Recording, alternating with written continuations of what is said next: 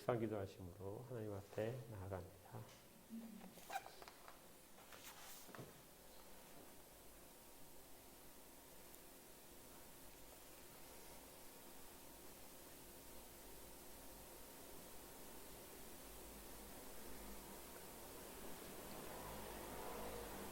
지극히 높으신 하나님의 영광 앞에 저희가 섭니다. 주여 은혜를 베풀어 주시옵소서. 저희가 주께 드리는 모든 경배를 받으시고 약속하신 복들을 허락하여 주시옵소서. 믿사옵고 예수 그리스도 이름으로 기도합니다.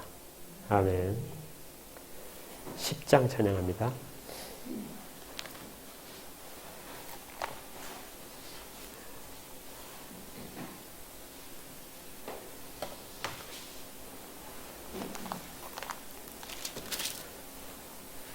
장입니다.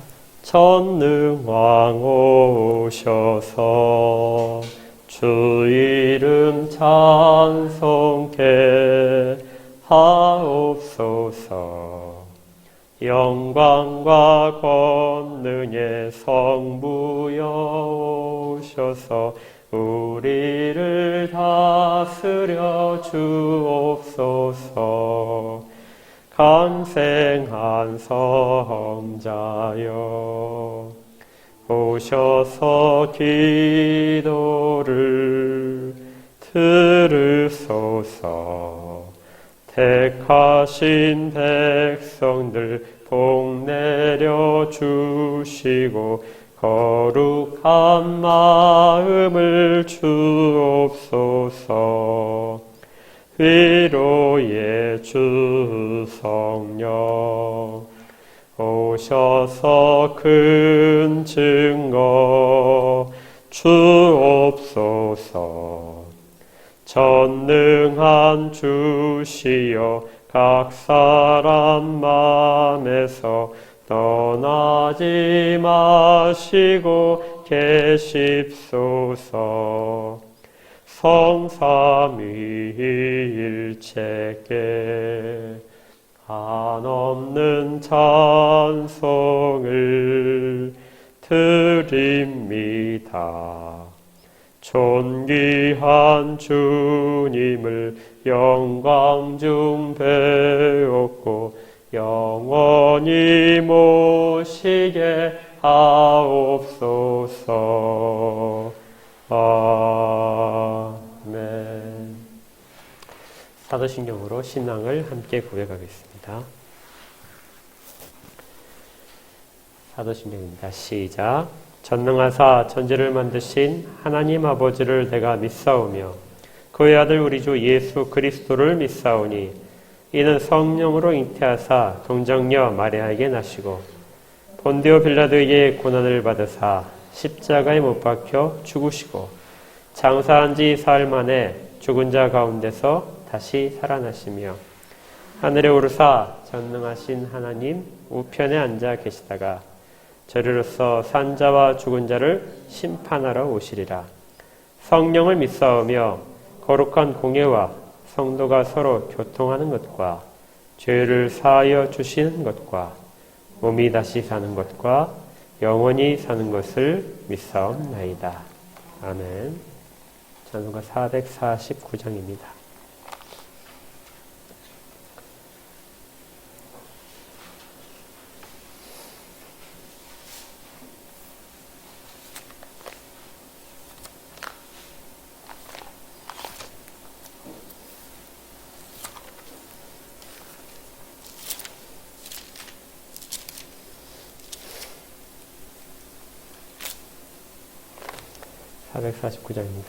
예수 따라가며 복음 순종하며 우리 행할 길 환하겠네.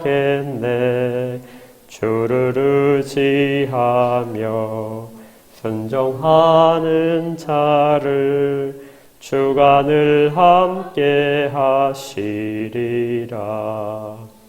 의지하고 순종하는 길은 예수 안에 즐겁고 복된 길이로다.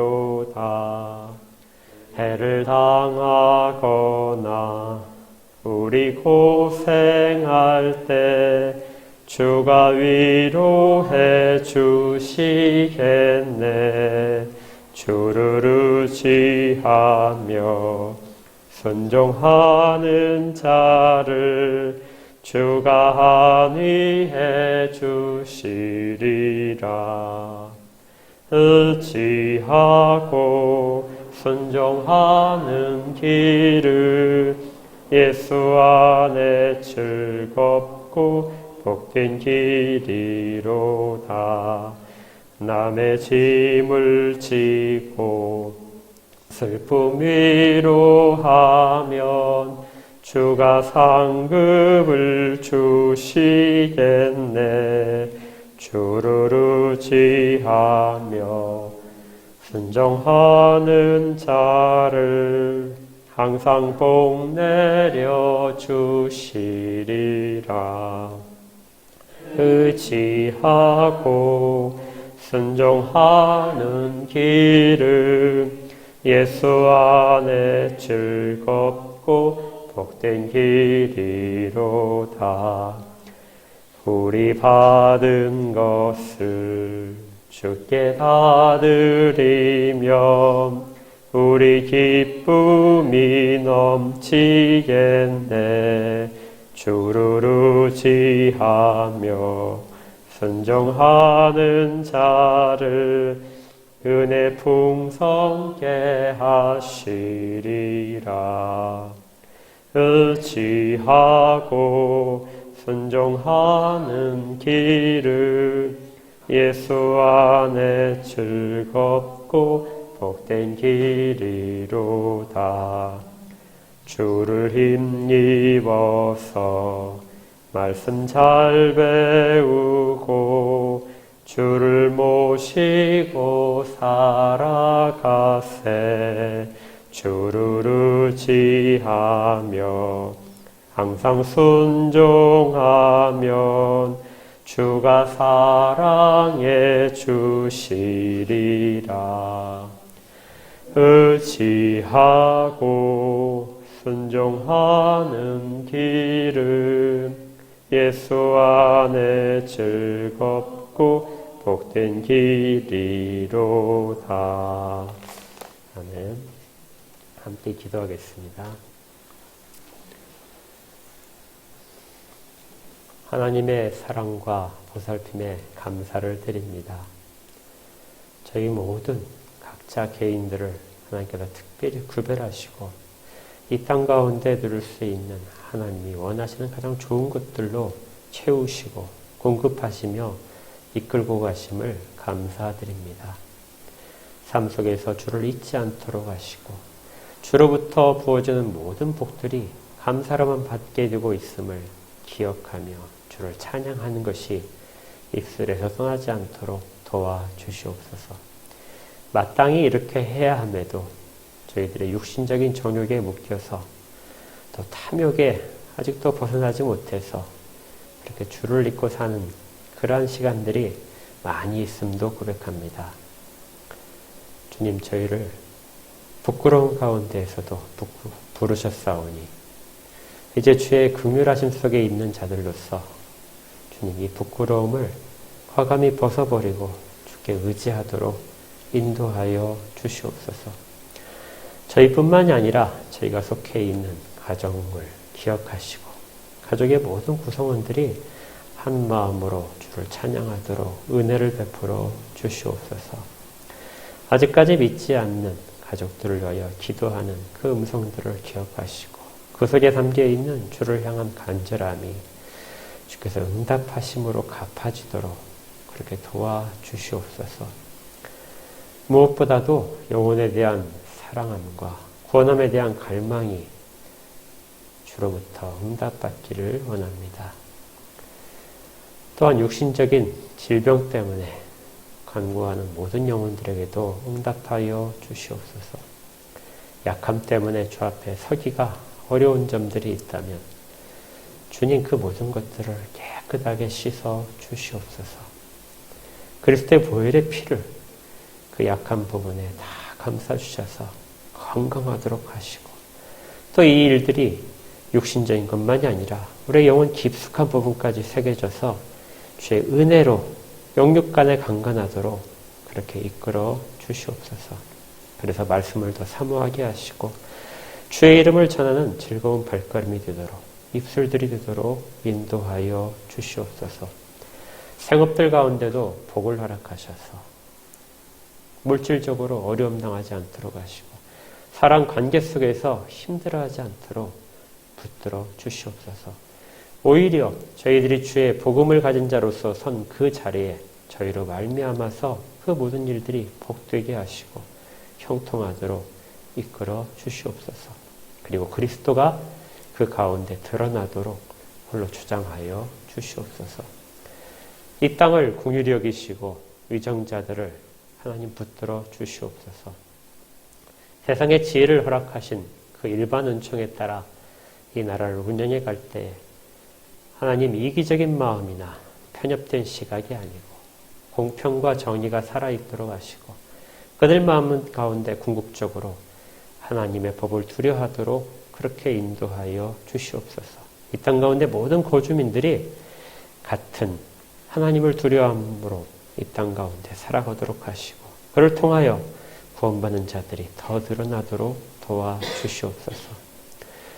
전염병으로 인하여 힘들어하는 이 시대의 모든 자들 가운데 진정한 위로를 허락하시고 그 위로가 하나님으로부터만 올 수 있음을 깨달아 주 예수 그리스도를 주로 고백하는 자들이 더 많아지도록 영혼에 대한 소망이 더 깊어지도록 일들이 선하게 사용되도록 이끌어 주시옵소서.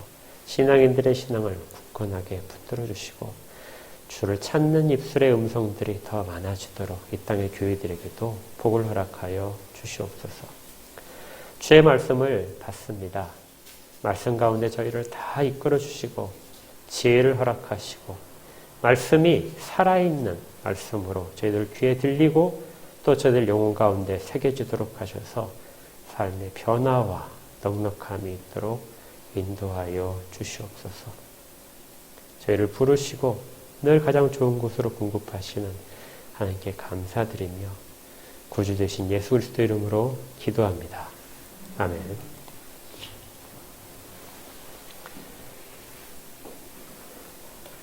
하나님의 말씀을 받도록 하겠습니다.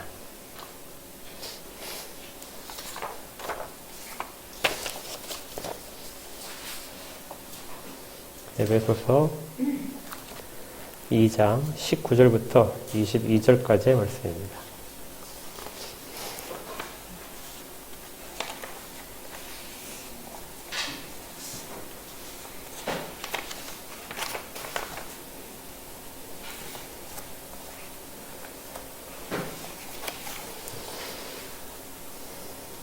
제가 하나님의 말씀을 받들어 읽겠습니다. 하나님의 말씀을 받아주십시오.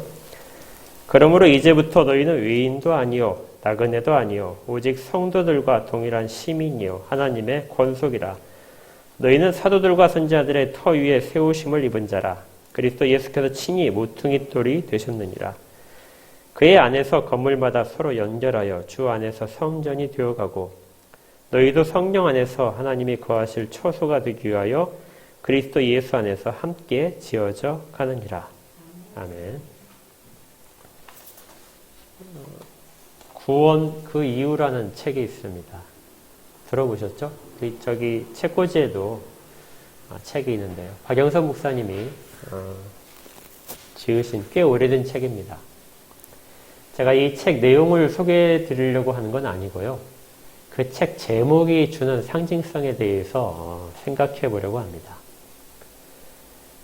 우리 한국교회, 세계 교회도 그렇지만 한국교회의 그 지나온 신앙의 그 이력들을 보게 되면, 처음에는 예수를 소개하는 것에 온 초점이 맞춰져 있었습니다. 왜냐하면 예수를 들어본 적이 없었으니까요. 그리고 나서 그 예수 그리스도의 대속과 부활과 그리고 영광에 이르시는 것, 그 과정을 통해서 우리에게 주어진 구원이 무엇인가, 그래서 구원에 대해서 집중적으로 한국교회가 살펴본 적이 있습니다. 구원이 과연 무엇인가? 어떻게 구원을 얻는가? 지금도 이 문제는 여전히 많은 이제 논쟁거리 중에 하나인데요. 한국 교회도 그 문제에 대해서 지금도 그렇지만 한때는 아주 심각하게 논의를 더 많이 했던 적이 있었습니다. 어떻게 하면 구원받는가? 그런데 그 구원받고 난 다음에, 이제 구원에 대한 논의가 진행된 다음에, 그 다음에 이루어진 것은 구원받고 나면 우리에게 무슨 유익이 있는가? 그래서 한때 구원을 받고 나면 하나님의 자녀가 된다면 우리에게 일어날 수 있는 일들에 집중해서 가르친 적이 있었습니다. 그것이 이제 우리가 번영신학이라고 하는 영혼이 잘 되고, 그 다음에 모든 것들에서 잘 되는, 건강도 찾고 재물도 복을 받아야 된다는 그러한 쪽으로 일부가 갔고, 일부는 그것이 아니다 하고 거기에 대한 이야기를 다르게 했던, 그래서 그거 가지고도 한동안 많은 논란이 있었던 그런 것이 있었습니다. 구원받은 이후에 마땅히 일어나야 될 일들, 우리가 정말 가치를 두고 추구해야 될 것이 무엇인가에 대한 논쟁은 여전히 지금도 남아있고, 우리 가운데도 어떤 부분은 그런 물질적인 것들에 대한 간절함이 있고, 어떤 부분은 그렇지 않다는 영적인 부분에 대한 간구함이 여전히 있는, 그러니까 개인적으로도 신앙에 갈등한 부분들이 있는 그러한 경우가 있습니다. 그 책 제목이 구원 그 이유라는 것이죠. 구원받았다 생각이 되고 나면 그 다음에 우리가 가치를 둬야 될 것은 무엇인가? 구원받은 자라면 어떻게 살아가야 되는가? 그 과정을 성화라고 보통 이야기합니다. 그래서 그 박영선 목사님이 성화에 관해서 아주 강조를 했던 그런 그 설교들을 많이 하셨습니다. 그런데 이 성화에 대한 오해가 사람들 가운데 여전히 남아있게 됩니다. 성화하게 되면 제일 먼저 뭐를 떠올리시죠? 우리 개인이 죄를 짓지 않고 이 땅 가운데 거룩하게 살아가는 것, 이것을 성화라고 이야기를 많이 하죠. 물론 옳습니다. 그렇지만 성화의 그 내용 중에 중요한 부분이 빠져 있는데요. 그것이 성화라고 하는 것은 개인이 단독으로 이룰 수 없다는 것입니다. 성령과 개인의 관계 속에서 이루어지는 것이 성화의 다가 아니라 공동체 속에서의 성화가 그동안에 많이 소홀하게 여겨졌던 것이죠. 성화란 공동체를 떠나서 개인적으로 이루어지기는 매우 어렵습니다. 이것은 저의 말이 아니라 성경의 가르침이기 때문에 그렇죠. 그래서 성경은 교회를 대단한 가치를 가지고, 대단히 중요성을 가지고 이야기합니다.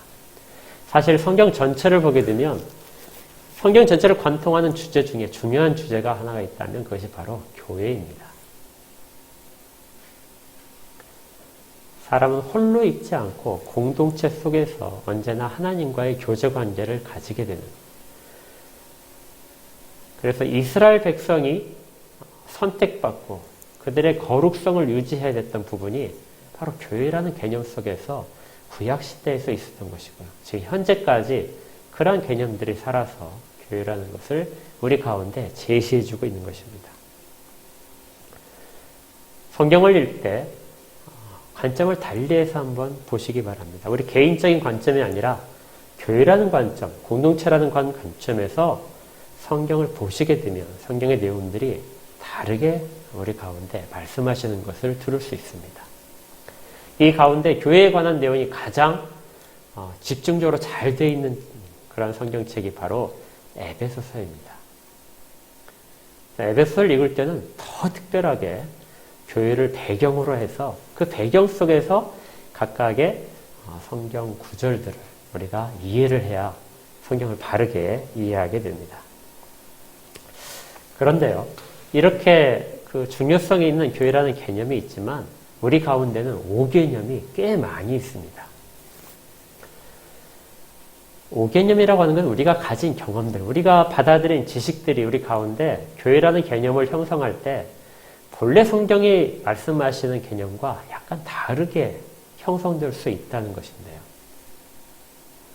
가장 대표적으로 예를 들면 교회가 성전이다 하는 그러한 그 단어 속에서 나오는 것입니다. 이거 성경적으로도 있는 내용이죠. 그리고 우리의 경험을 비춰보게 되면 충분히 그런 결론을 얻는 것이 가능합니다. 특별히 이제 여기서 한 발자국 더 간 것이 예배당이 성전이다 하는 개념이죠. 저희는 여러 번 언급했기 때문에 예배당이 성전이 아니다, 건물로 된 교회가 성전이 아니다 하고 그렇게 누차 말씀드렸기 때문에 우리 교회는, 한택교회 교회 성도들은 그런 것에 실수를 하지는 않으실 겁니다. 그런데 이 건물로서의 성전, 이 개념이 무작정 잘못 나온 것은 아닙니다. 우리가 경험해봐서 알지만 여러분들 돌아다니시다 보게 되면 건물에 십자가가 세워져 있고 거기에 무슨 교회라는 이름들이 다 붙어 있죠. 그러니까 건물이 바로 교회가 되는 것이죠. 어떤 이 공간이 교회라는 이름이 붙어 있기 때문에 그 공간이 바로 교회가 되는, 그래서 건물과 교회가 일치가 되는 그런 일들이 일어나게 됩니다. 그런데 여기에 성경의 말씀이 하나가 덧붙여져서 그 잘못된 개념을 만들어내게 돼요. 그것이 뭐냐면 교회는 성전이다 하는 겁니다. 우리 오늘 읽었던 본문에도 있지만 21절에 있는 것처럼 그의 안에서 건물마다 서로 연결하여 주 안에서 성전이 되어간다. 제 에베소는 교회에 대한 이야기를 하고 있거든요. 그러니까 교회가 성전이 되어간다 이렇게 하니까 교회 자체가 성전이다 하는 그러한 그 문장을 가지게 됩니다. 그러면 이제 두 가지가 연결되면 건물로서의 십자가를 꽂은 건물, 그것은 이제 성전이 되는 것이죠.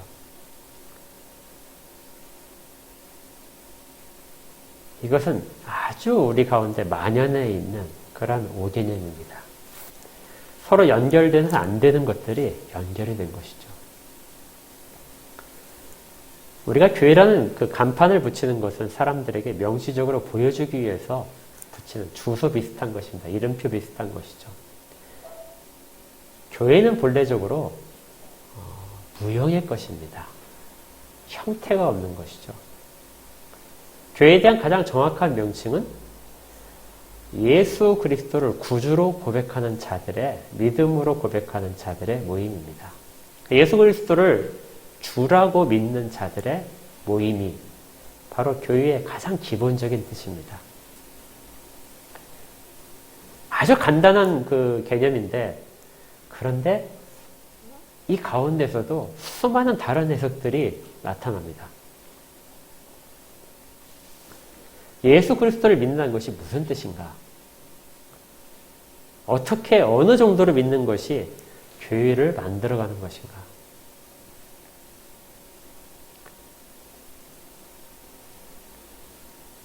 이러한 많은 오개념 속에 있는 지금 이 시대에 교회에 대한 바른 생각을 가지게 되면 사람들에게 어떤 비난을 하더라도 바르게 교회를 설명할 수 있는 그런 것들이 우리 가운데 형성되어야 됩니다. 오개념을 바로잡고 바른 개념을 가질 수 있는 것.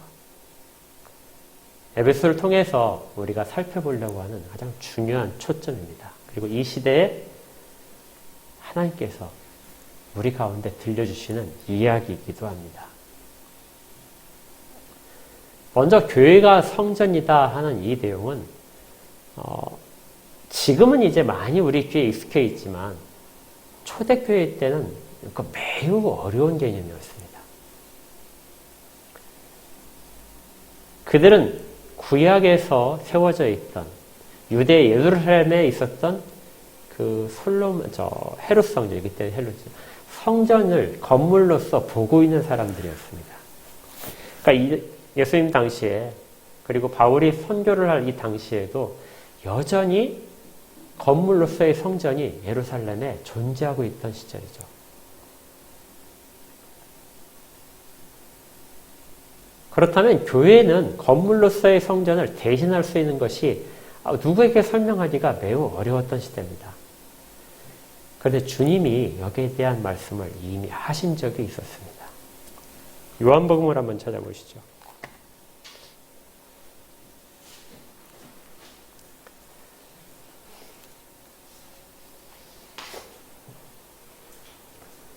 요한복음 2장에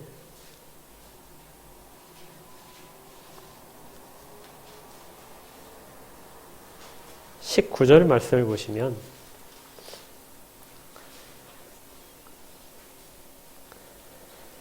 예수께서 대답하여 이르시되 너희가 이 성전을 헐라 내가 사흘 동안에 일으키리라.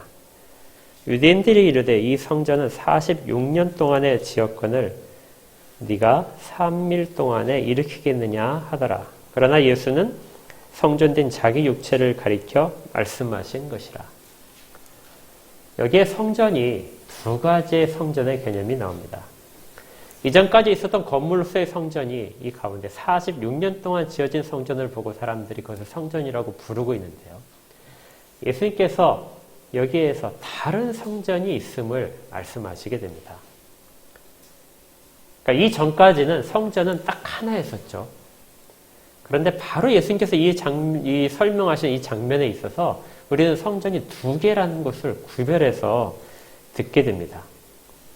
그리고 예수님께서 이 지상사역 기간 동안은 이 두 개의 성전이 서로 공존하면서 충돌하는 다른 점이 무엇인지를 그 연속성이 무엇인지를 보여주는 기간이라고도 볼 수 있습니다. 그리고 이 대화 내용을 통해서 이것이 예수님을 죽음으로 내모는 고발하는 그러한 그 고소 죄목이 되기도 합니다.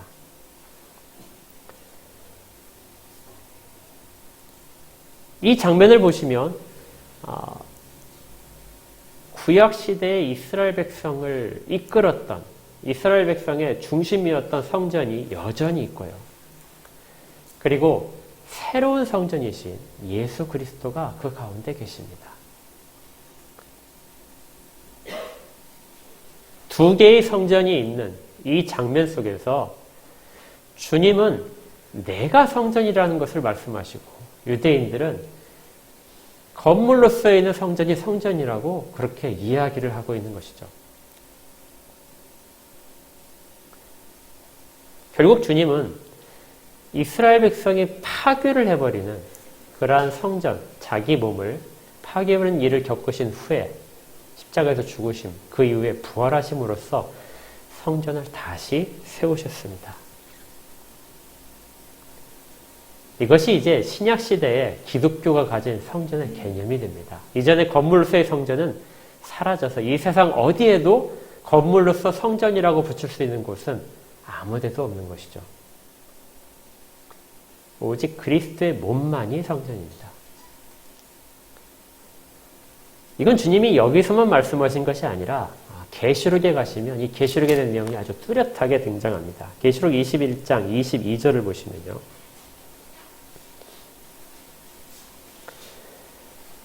계시록 22장에 보게 되면 요한이 환상을 보는데요.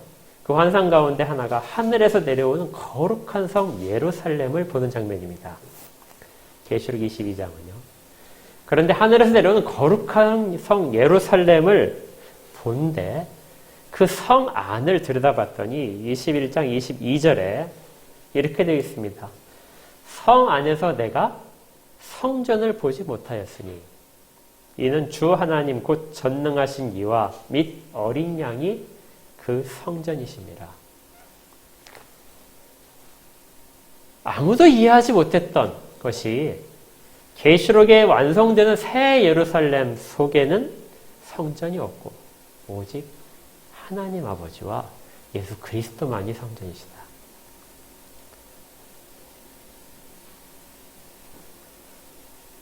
그러면 당연히 이 이야기들을 주님께서 하실 때 사람들이 이해할 수 있었느냐? 전혀 못하는 것이죠. 그들에게는 여전히 건물로서의 성전만이 유효하고 거기에 대한 내용만이 의미가 있었던 것이기 때문입니다. 물론 제자들도 이 내용을 이해하지 못했습니다. 그래서 주께서 요한복음 2장 22절에 죽은 자 가운데서 살아나신 후에야 제자들이 이 말씀하신 것을 기억하고 성경과 예수께서 하신 말씀을 믿었더라. 부활한 이후에야 그 성전이라는 것이 바로 그리스도라는 걸. 그리스도 전체가 성전이라는 것을 그때서야 비로소 깨달았다는 것이죠.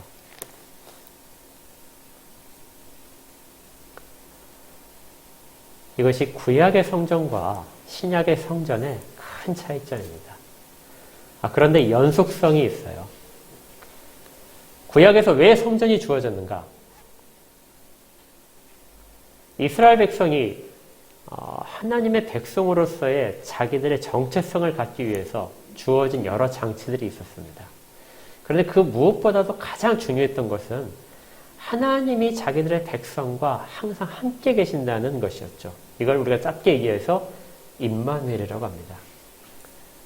내가 너희와 함께 있다. 내가 너희와 함께 간다. 너희와 떨어져 있지 않다. 너희 가운데 내가 있다. 이걸 나타내 보이실 수 있는, 하나님이 나타내 보실 수 있는 유일한 방법이 바로 성전을 짓고 거기에 거주하시는 하나님으로 이스라엘 백성 가운데 자기를 제한하시는 것이었습니다. 그렇게 하면 이스라엘 백성은 하나님을 기억하게 되겠죠. 그리고 하나님 우리와 함께 계시다는 생각을 늘 갖게 됩니다. 그것이 바로 성전에 우리에게 주어진, 구약의 백성에게 주어진 이유였습니다. 성전이 언제 지어졌는지 아시죠? 솔로몬이 지었습니다. 솔로몬이 성전을 짓긴 했지만 다윗이 성전을 짓겠다는 결심을 하고 준비 과정을 오랫동안 했죠. 다윗이 왜 성전을 지으려고 했죠? 가나안 땅을 하나님이 주셨지만 그 가나안 땅을 이스라엘 백성들이 차지하지 못했습니다. 그래서 계속해서 이스라엘은 정복전쟁과 전쟁을 치러야 됐죠. 여전히 여러 지파 중에서 자기의 땅을 가지지 못한 지파들이 있었습니다. 그러니까 구약에 얘기했던 도피성이라든지 그러한 것들에 대한 제도가 완전히 시행될 수 없었죠. 그런데 가나안 땅을 실질적으로 다 차지한 때가 있었는데 그때가 바로 다윗 때입니다. 다윗은 하나님이 명령하신, 하나님이 주신 가서 차지하라는 그 땅을 모두 다 정복을 했던 최초의 왕이었습니다. 그리고 정복전쟁이 끝나갈 때 다윗이 자기를 위해서 예루살렘에 성전을 집을 건축하죠. 그것이 다윗 왕궁이 됩니다. 이제는 정복전쟁이 끝났다는 표시입니다. 그러다 보니까 나는 이제 정복전쟁이 끝나서 다른 지파들이 다 자리를 차지하고 나도 자리를 차지하는데 그런데 하나님은 여전히 자리를 차지하지 않으시는구나. 그래서 하나님에 대한 영구적인 처소를 마련한 그것이 구약의 성전이 되는 것이죠. 언제나 하나님이 함께 계신다. 그래서 이스라엘 백성들은 성전에 제사를 지내러 올 때마다 하나님이 계신다는 것과 내가 하나님의 백성이라는 것을 정체성을 매년 확인을 해야 됐습니다. 그런데 주님이 말씀하시는 거예요. 내가 성전이다. 그들의 손으로 성전을 헐 것이라는 말씀은 건물로서의 성전은 남아있지만 하나님을 떠나게 만든다는 것이죠. 이스라엘 백성으로부터 하나님을 떠나게 만드는 일이 성전이신 임마누엘로 오신 예수 그리스도를 죽임으로써 스스로 하나님이 그 건물 성전 안에 계시지 않음을 증명해낼 것이다. 건물만 남은 성전은 그래서 결국 껍질만 남아있는 형태라는 것이 고발되고 있는 것입니다. 그런데 문제가 생겼습니다. 잘 생각해 보십시오. 요한복음 2장에서 건물인 성전 앞에서 예수 그리스도께서 내 몸이 성전이다 하고 말씀하셨는데 주께서 죽으시고 부활하셔서 하늘에 올라가셨습니다.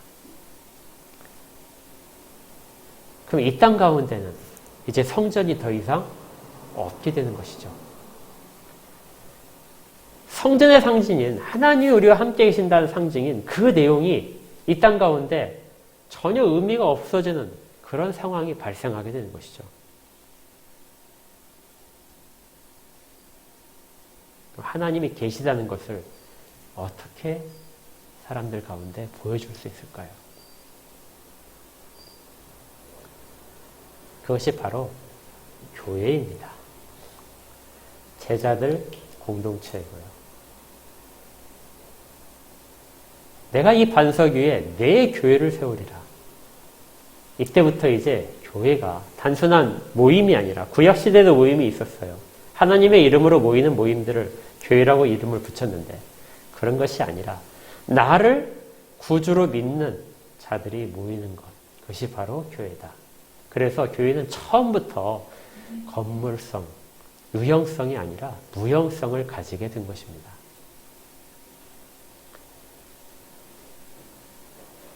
그리고 그곳에 내가 있겠다. 하나님이 거하시기 때문에 교회가 성전이 되는 것이죠. 그래서 우리가 읽었던 본문에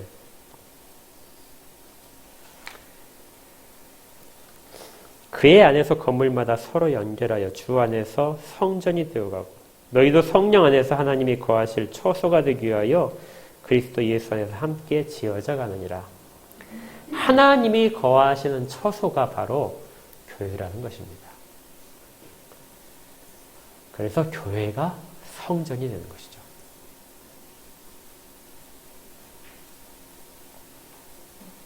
그렇다면 하나님은 이 가운데 왜 거하실까요? 어떤 형식으로 거하실까요? 이 내용이 성령 안에서입니다. 그래서 우리 사도행전 볼 때 성령이 이 땅 가운데 임하심으로 인해서 그래서 예루살렘 교회가 태동을 했던 이전에도 교회가 없었던 것이지 아니지만 공식적으로 교회가 이 세상 가운데 모습을 드러낸 것은 오순절 성령 강림 사건을 통해서 교회가 드러난 것이죠. 무형의 교회지만 유형인 것처럼 사람들 앞에 보여주는 것이 현실적인 우리 눈에 띄는 교회들의 모습입니다.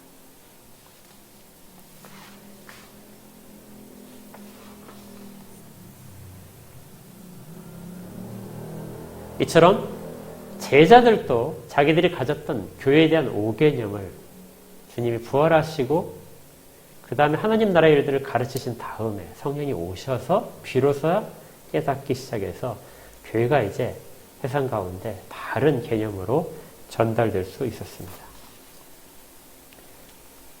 교회가 성전이다. 이건 우리에게 지금 여러 가지의 유익한 점들을 담고 있습니다. 꼭 기억하십시오. 교회는 무형이지만 성전이라는 것을 말씀하시면서 우리는 어떤 상징성을 그림으로 그릴 수 있어야 됩니다. 구약에서의 그 성전의 모습을 우리 속에서 교회의 모습 속에서 같이 이미지로 형성시키면서 교회를 이해해 가야 됩니다. 그것이 바로 성경이 설명하는 방식이죠. 교회라는 것은 보이지 않기 때문에 사람들에게 보여줄 수 없습니다. 그래서 성경에서 많은 이미지 언어들을 사용해서 하는데요. 여러 가지가 있는데 하나가 고린도전서 3장 같은 경우에 하나님의 밭이라는 표현이 나옵니다.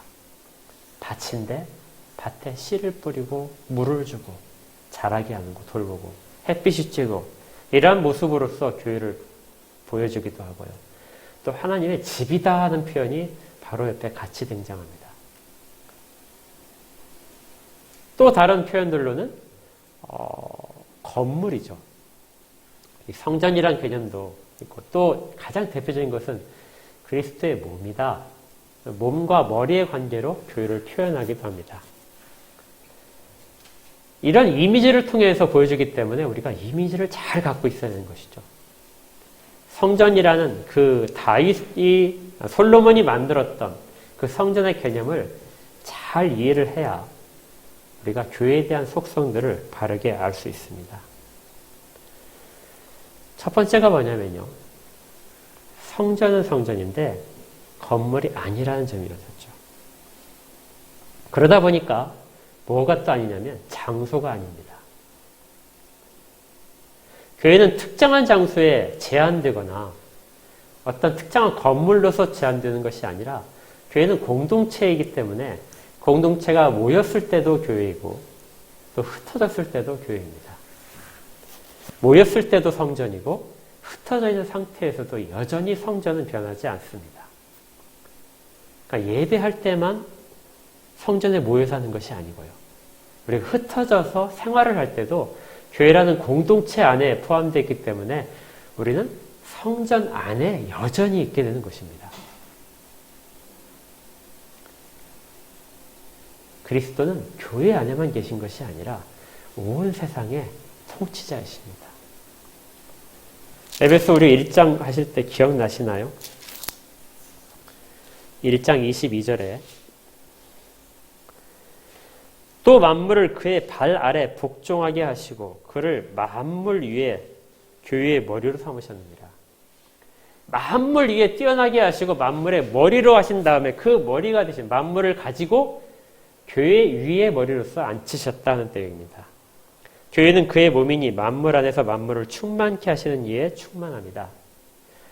어느 한 곳도 이 세상의 피조세계 모두가 다 그리스도의 충만함으로부터 벗어난 것이 하나도 없는데 그 충만함 속에 있는 가장 핵심적인 것이 교회다.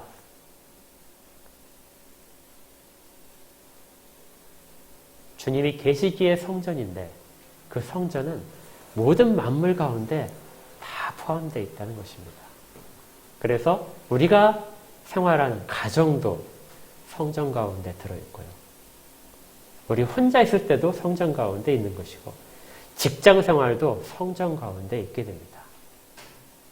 흩어져서 교회가 될 뿐만이 아니라 성전 가운데 여전히 거하는 것이죠.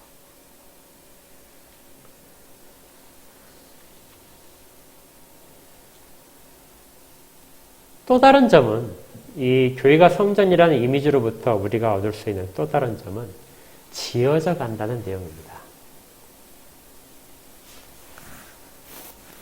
지어져 간다는 것은 무엇일까요? 처음에 성전을 지을 때 아무것도 없었습니다. 터밖에 없었겠죠. 터를 일구고 거기에 주춧돌을 세우고 그리고 거기에 이제 돌들을 쌓고 벽돌들을 쌓아서 건물들을 만들어가는 것이죠. 그 과정 속에서 가장 중요한 내용이 무엇입니까? 이 터에 대한 내용인데요. 이 모든 것들은 말씀을 통해서 사도들이 전해진 것들, 선지자들이 예언한 것들 속에서 이미 예비가 되어 있었다. 그리고 그리스도께서, 예수 그리스도께서 이 땅 가운데 오심으로 말미암아 그리고 대신 죽으시고 부활하심으로 말미암아 그 초석이 놓이게 됩니다. 이것이 바로 모퉁이 돌이죠.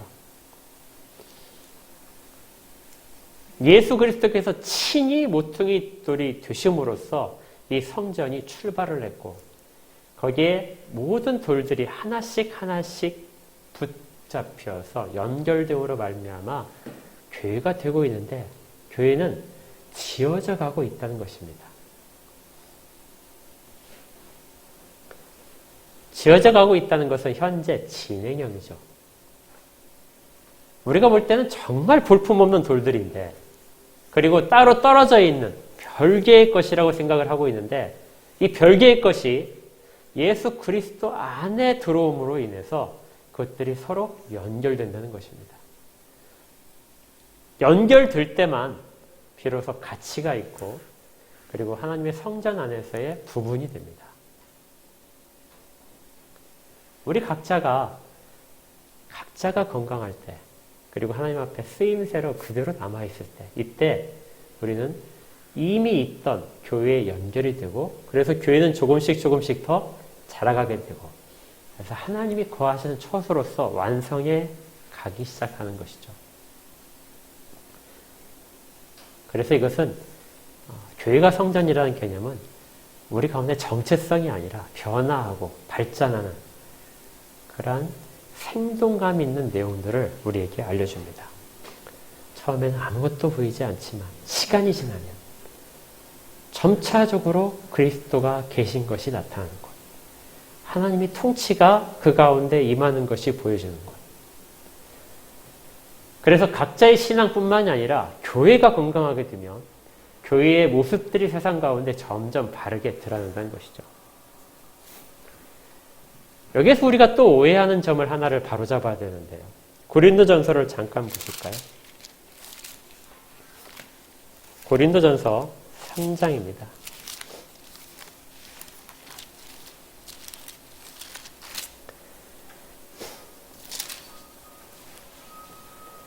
3장 16절을 보시면 여러분들이 익히 들어보신 구절입니다. 너희는 너희가 하나님의 성전인 것과 하나님의 성령이 너희 안에 계시는 것을 알지 못하느냐. 누구든지 하나님의 성전을 더럽히면 하나님이 그 사람을 멸하시리라. 하나님의 성전은 거룩하니 너희도 그러하니라.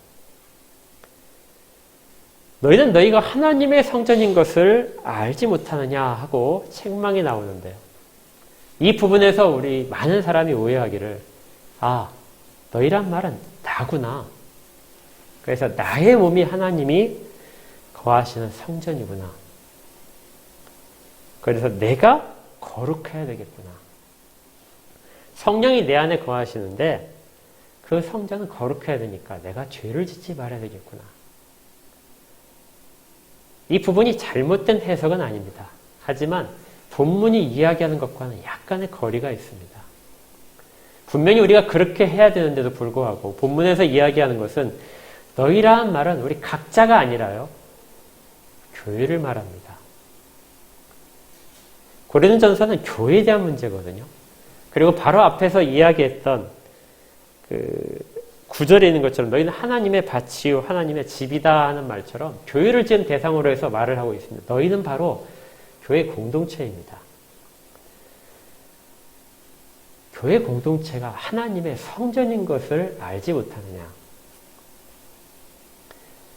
하나님의 성령이 너희 가운데 계시는 것을 알지 못하느냐. 그런데 그 가운데 성전을 더럽히는 자들이 있다. 그러니까 이것은 몸을 더럽히는 것이 아니라 뭐를 더럽힌다고요? 교회를 더럽히는 자들입니다. 어떤 자가 교회 안에서 음행의 문제를 일으켜서 교회를 더럽히고 있다. 어떤 자가 전혀 다른 신을 쫓아가기 때문에 다른 가르침과 이적과 기사를 쫓아가기 때문에 교회를 더럽히고 있다.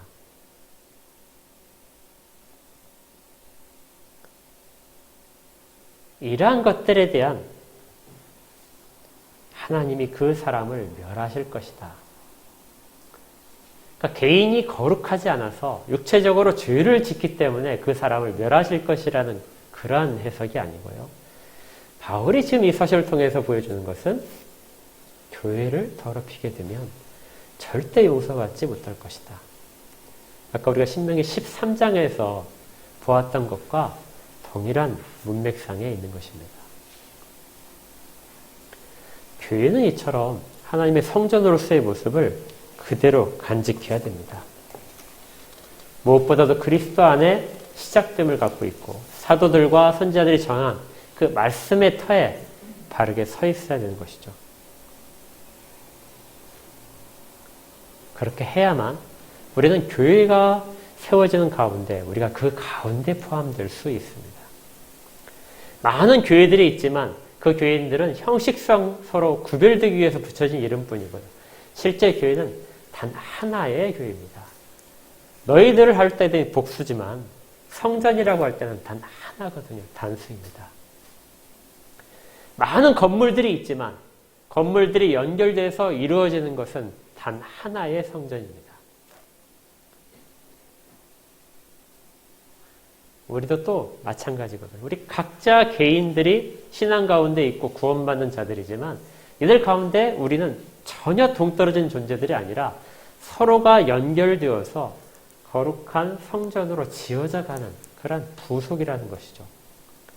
그 가운데 있는 것이 바로 공동체로서의 성화입니다. 교회 가운데 우리가 항상 있다. 그 혼자만의 신앙이라고 하는 것은 불가능합니다. 혼자만의 예배라는 것도 불가능합니다. 교회 속에서의 우리의 신앙이 자라날 때, 건강할 때 그것이 바로 우리가 공동체 속에서 성화의 길을 가고 있는 것입니다. 또 하나 우리가 또 생각해야 될 것이요. 그렇다면 어느 한 사람이, 어느 한 교회가, 어느 한 지역교회가 굉장히 뜨거워져서 영향력을 굉장히 많이 발휘하는 것이 과연 좋은 일인가? 교회 가운데도 누군가 은사가 굉장히 충만해지고 누군가가 성경적으로 굉장히 앞서가기 때문에 그래서 모든 사람들을 그 사람의 그 방향대로 다 끌어가도록 하는 것. 이런 것들이 과연 좋은 것인가? 한때 지금은 이제 많이 덜해졌지만 우리나라가 세계에서 제일 큰 교회들이 있다 뭐 이렇게 해서 자랑했던 적이 있는데 그러한 예상들이 과연 좋은 것인가? 성경에서는 서로가 서로에게 연결되어야 됩니다. 어떤 하나가 완전히 커지게 되면 다른 것들은 규모가 작아지고 또 그 가치가 사람들 보기에 상실됩니다. 모든 것들은 서로 동일한 가치를 가는 것이죠. 며칠 전에 제가 이제 직장에서 정수기에 이제 점심이 컵라면이 나왔어요. 그래서 컵라면을 이제 그 정수기 뜨거운 물이 나와서 정수기에 받았습니다. 받아갖고 한참을 기다렸더니 먹는데, 여러분들 먹어보시면 알죠? 정수기 뜨거운 물 컵라면 받으면은 컵라면이 다 잘 익나요? 잘 안 익죠. 왜 잘 안 익죠? 식어서요? 물이 안 뜨거워요. 저는 충분히 될 줄 알았더니 아니더라고요. 그래서 이제 물어보니까 정수기는 85도에서 2, 3도 사이에 뜨거운 물이 되어 있다더라고요. 왜 그 온도를 가질까요? 훨씬 더 뜨거우면 좋겠는데 커피를 마실 때는 그 온도가 괜찮다고 합니다. 오히려 그 온도가 좋다고 하는데 근데 컵라면 마실 때는 전혀 쓸모가 없는 온도입니다. 왜 그러냐면 우리가 물을 끓일 때처럼 100도까지 끓이게 되면 그 정수기가 그 압력을 못 견디게 되는 것이죠. 끓이게 되면 부피는 물일 때보다 1800배 정도 팽창합니다. 폭발력을 갖죠. 그래서 그 정수기 용기가 감당하지 못합니다. 원래 정수기는 끓이는 용도가 아니거든요. 정수하는 용도죠. 그래서 물을 계속해서 깨끗하게 걸러내서 마시는 용도인데 그걸 돕기 위해서 끓이는 부분이 있는 것 뿐입니다. 바로 그거 같아요. 정말 무엇인가가 필요한 기능이 있고 그것이 완전히 모든 것들을 다 제껴놓고 혼자서 뜨거워진다면 다른 모든 것들은 그것으로 인해 오히려 더 파괴가 되고 쓸모가 없어져 버립니다. 그래서 어떤 한 교회가 모든 것들을 다 감당할 수 없게 하시고 어떤 한 지역교회가 모든 것들을 다 주도할 수 없게 하시고 교회도 마찬가지입니다. 한 교회 안에서도 어떤 한 사람이 모든 것들에 대한 은사를 다 가지고 다 자랑하지 못하게 하시고 나누어서 그렇게 겸손하게 서로가 서로의 균형을 맞춰서 지어져 가도록 하는 것.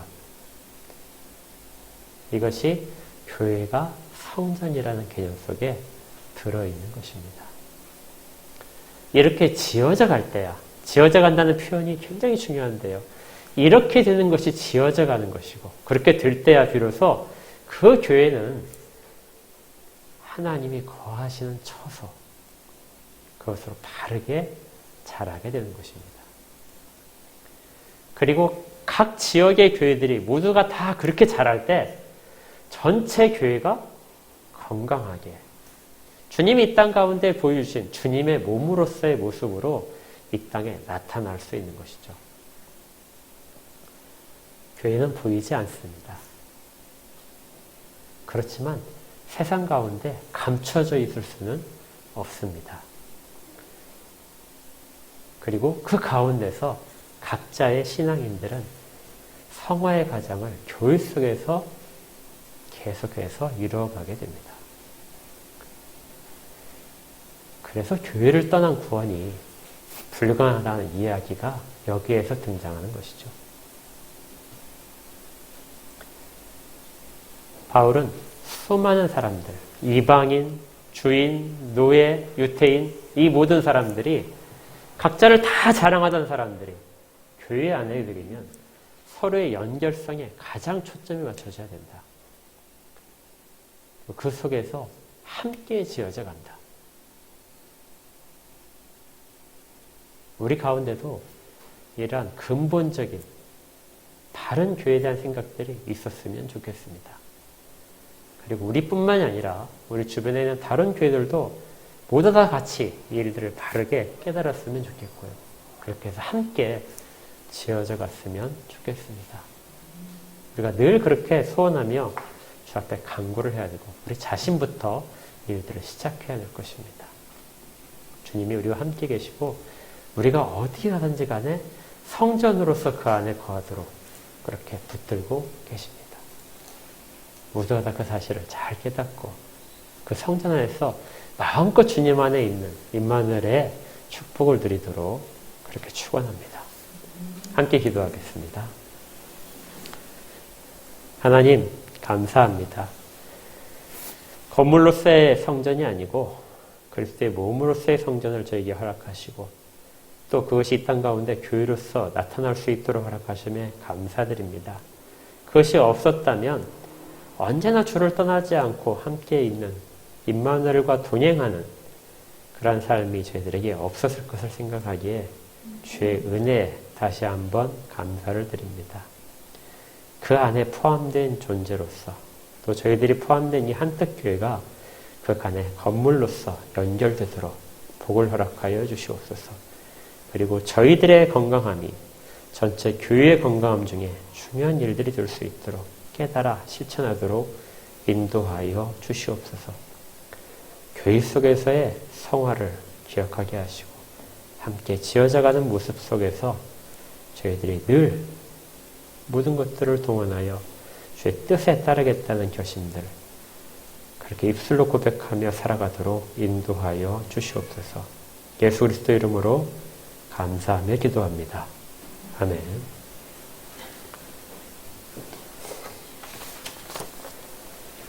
(208장) 찬양하십니다.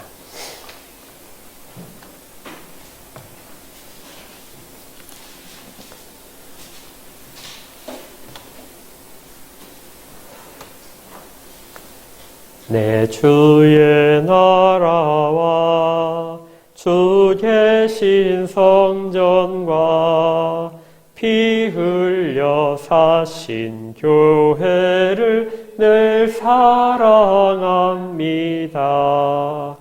내 주의 교회는 천성과 같아서 눈동자같이 아끼사 늘 보호하시네. 이 교회 위하여 눈물과 기도로 내 생명 다하기까지 늘 봉사합니다. 성도의 교제와 교회의 위로와 구주와 맺은 언약을 늘 기뻐합니다. 하늘의 영광과 베푸신 은혜가 진리와 함께 영원히 시온에 넘치네. 아멘. 헌상과 축도하겠습니다.